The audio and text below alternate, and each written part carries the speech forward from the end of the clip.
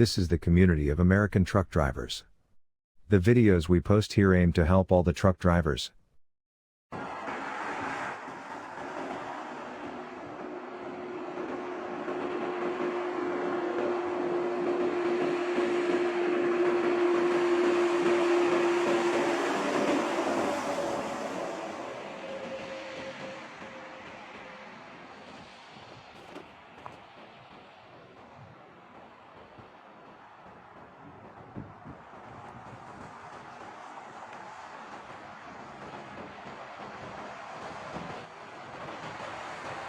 It's a snowy morning and know that we're here to help if you need us, but please take your time and drive safely, especially when near emergency vehicles.